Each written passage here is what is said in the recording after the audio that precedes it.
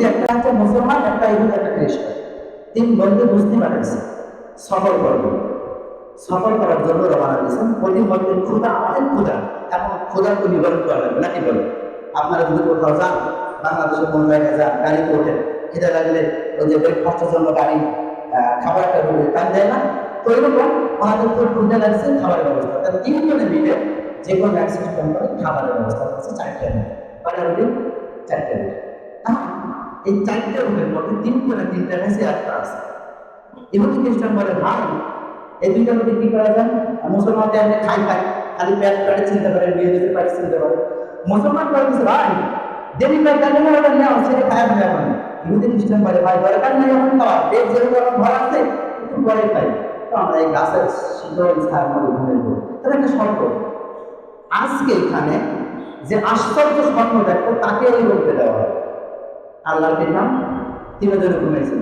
মুসলমানদের একদিকে সাদা বলছেন, খালি থাকতে বলছেন কোন দিবার হবে। মানে এই মুসলমান ব্যক্তি আসতে পারি, ওরা ঘুমাইছে, আসতে পারে মাথা খুঁজছে, ওই তাকে ঘুম থেকে উঠছে কিনা, তাকে ঘুমন্ত অবস্থায় আছে। দেখার পরে এই ব্যক্তিটি আস্তে করে উঠিয়ে বইলে খায়া ফেলেছে।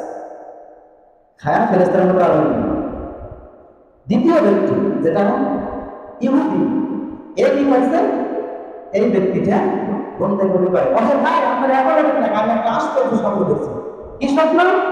এই ব্যক্তিটা বলতেছে যে আমি এখন আমি স্বপ্নের মধ্যে দেখলাম আমার নবী ঈসা আলাইহিস সালাম আমাকে প্রথম আসমানে নিয়ে গেছে। তারপরে প্রথম আসমানে নিয়ে যায় আমার গোলাপলি করলো, মহব্বত করলো, সুমাইতে বলতেছে এই যে রুটি দেখা যায়, এই রুটি একটা রুটির অবশিষ্ট আছে নাকি রুটি চলে গেছে? রুটি কি আছে? মুসলমান খাই গেছে। দ্বিতীয় ব্যক্তি তিনিও বলতেছে, তুমি তো প্রথম আসমানে ছেলে, আমি তো ছিলাম ষষ্ঠ আসমানে, আমার আগে মুসা পয়গম্বর তিনি আল্লাহর সঙ্গে কথা বলতেন, তিনি আমাকে ষষ্ঠ আসমানে নিয়ে গেছে। নিয়ে যাওয়ার পর তিনি আমাকে বলতেছে, ওহে আমার উম্মত, আমি তো তোমার উপরে সন্তুষ্ট, যে রুটি অবশিষ্ট আছে এই রুটি তোমার।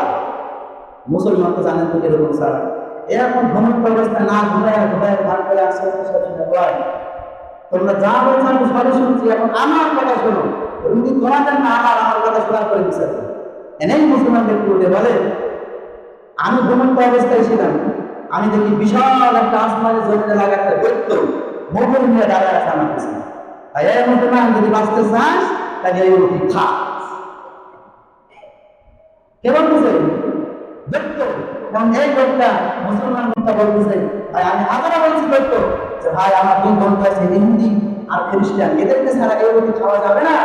সে মানবেই না, এখন কি করবো? যার কাছে আমার খরচ জানতো আমার বাঁচা লাগবে। ভাই এত বড় বিপদ গেছে, আপনি আমাদেরকে একবার স্মরণ করলেন না? সে বলতেছে ডাক্তার কেমনে? একজন প্রথম আসমানে গেছে আর একজন গেছে ষষ্ঠ আসমান, আমি কাউকে বোঝাই পাইনি না।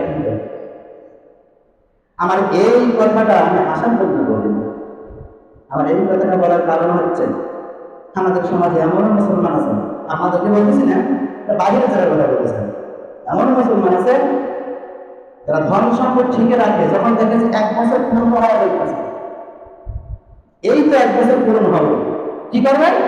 ব্যবসার জন্য কিছু জায়গা দিবেন, না হয় জমি বরাদ্দ দেবেন, না হয় অন্য কোনো কাজে লাগায়, জাকাত থেকে যত মুক্তি পাওয়া যায় টাকাটা অন্য কাজে লাগালে তার করে কিছু লাগবে।